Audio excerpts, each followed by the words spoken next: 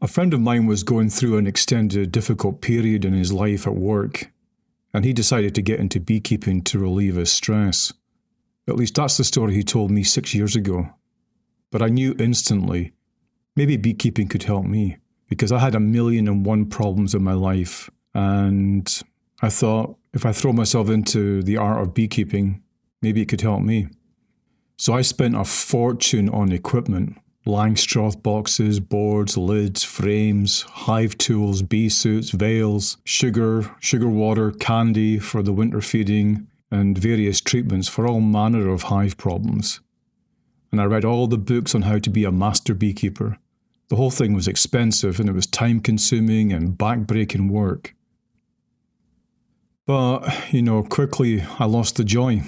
No matter what I did, most of my bees still kept dying or leaving me. Yep, I took it personally. And every year I'd buy some more nukes to have the same results. More death and more bees leaving me. I got into beekeeping to get away from stress, not to increase it. So what was going on? Why were most of my bees dying or leaving me? Everything changed for me when I read Thomas Seeley's books, The Living Bees and Honeybee Democracy. I've put a link in the description if you want to read these books. I grabbed a flask of coffee, I put on my mug books, and I went into the woods in search of wild honeybees and trees, just like Thomas Seeley did in the Arnott Forest in upstate New York in the 1970s. And wow, what a life-changing experience this turned out to be for me. Can you imagine the sheer joy and excitement I experienced when I found my first wild honeybee nest? I was a kid again. There it was, about 10 feet above my head, a gaping entrance, and at the rim of the entrance was a thick layer of brown stuff. I knew what it was. It was propolis. Wow. Propolis never looked so amazing to me as it did around that wild entrance. It was the fall, there were no bees coming and going, but I knew this is a wild honeybee nest. I came back with a ladder and an endoscope, and sure enough, the bees slowly vibrating in cluster. That was 3 years ago, and the nest is still active today. Whenever I go out to hunt for a wild honeybee nest, most of the time I find one, and most of the nests have clear signs of them being there for years. The thick layer of propolis at the entrance, and on further investigation, a thick layer of propolis caking the comb near the entrance. So why do these nests survive without human involvement? How can they survive varroa? How can they survive chronic bee paralysis syndrome, American foul brood? How can they survive without feeding and treating? I had tons of questions. Wild bees in the forest versus managed bees.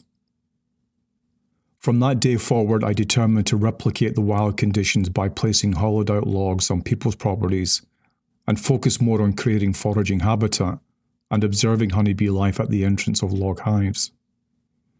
In a 4-foot-tall, 12-inch circumference log, they will propolize the interior very quickly and seal the lid shut.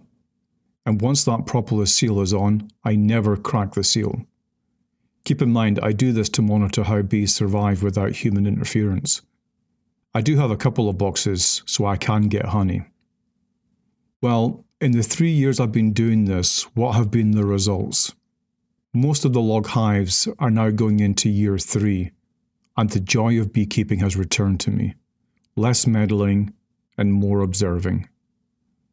If you want to try this at home, here is my daily beekeeping routine.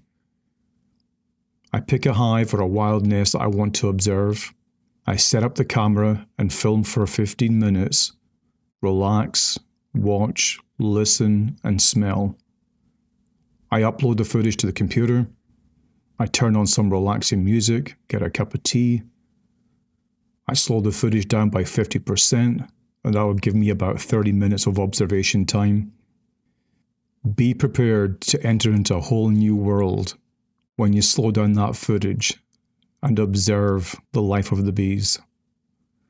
At the entrance, I've filmed bees returning with pollen, nectar, water, propolis, washboarding and propolizing entrances, guard bees not happy with my presence, guard bees denying entrance to their diseased sisters, the robbing wars and utter decimation of a nest, yellow jackets looking for an easy meal, bees carrying out debris, caretaker bees or bees taking out the dead, bees kicking the drones out when they are no longer needed and are a drain on the resources, bees throwing out larvae, the wild excitement after the rains, varroa, deformed wing virus, chronic bee paralysis, poisoning, you name it, I've seen it all. It's been an amazing time for me to observe in slow motion the roller coaster life these bees have, and slowly but surely I began to realise they know what they're doing. They've had hundreds of thousands of years of adapting to an ever-changing environment, and humans are just another hiccup in a honeybee's evolution.